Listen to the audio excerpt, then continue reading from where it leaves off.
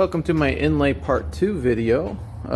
Forgive me for just video recording another screen, but I had mentioned in my last video that the technique wasn't working for my inlay.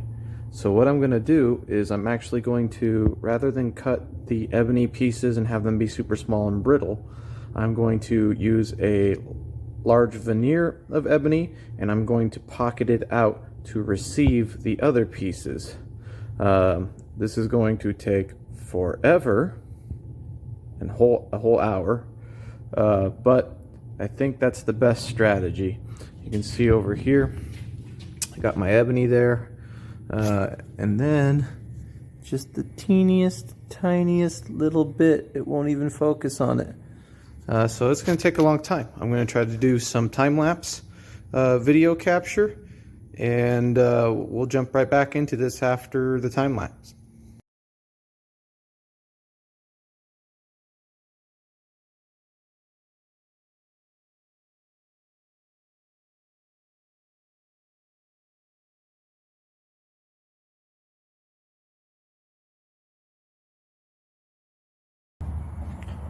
Here are the results after the first tool path. It's been about an hour.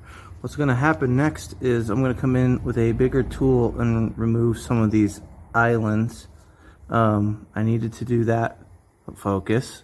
I needed to do a smaller bit first to clear out in between some of these areas, and now I'm going to come back and clear out the islands with a bigger bit. So again, we'll kind of see what happens and jump right back into this when that's finished. Alright, here we are back with my little sample. After all that milling, you can see what's going on, all the different pockets. So now I don't have to worry about the ebony pieces breaking out. I mean, some of them will still break, but it can be backfilled. These maple pieces running the length here will be dyed black, and then each part of this will get placed in, and eventually I'm going to flood the whole thing with super glue to hold it all together. Now the tortoise looks really dark right now, but that's because it still has black ebony behind it. What happens is once I get this all glued into one sheet, I will sand this front side flat, and I will glue a piece of white backing material on it. I will then flip this over and sand through the black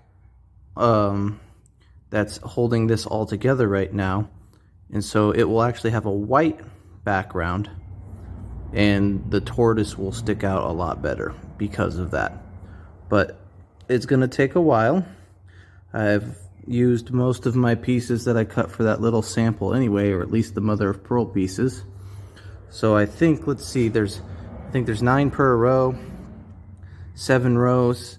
That makes don't tell me 63. So that makes 63 of these individual patterns, and then this piece is repeated twice. So let's see, there's 1, 2, 3, 4 pieces times 63. So you get the idea. There's going to be lots of little pieces I have to cut, and it's going to take forever.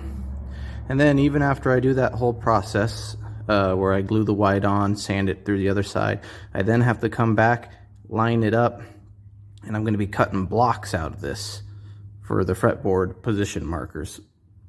So, long task in front of me, and I think I'll probably need to order more mother of pearl.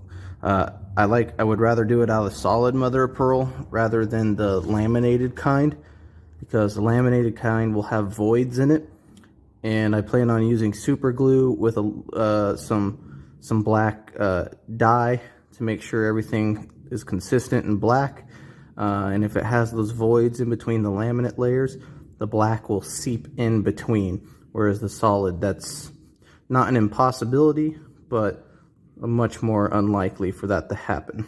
So lots of inlay left to go. Check it out. All right, hopefully here in another cut I'll show you a completed board, but that might be a few days. I've just finished installing the inlay into the fretboard. Let's zoom in here, look a little closer. So what's going to happen is, don't mind that gouge in the fretboard. I still haven't radiused this fretboard because I'm waiting on some plastic, well, I guess it's UV curing resin, so I can fill these with clear. On top, you can see that pocket is deeper than it needs to be, so I can fill it with clear resin, put the radius in it, so I have hopefully very little chance of sanding into my inlay. But yeah, that's what we're looking like at the moment. You know, eventually I'll show you the final product, but I think I'm gonna also bind this fingerboard in Tort, and it's got some great grain to it. A few little knots that I had to stabilize, but yeah, so hopefully you're gonna have some tortoise binding on it, and still don't know if I want to stain it or leave it natural, but I do need that UV resin before I can move further with this. So that'll do it for part 2.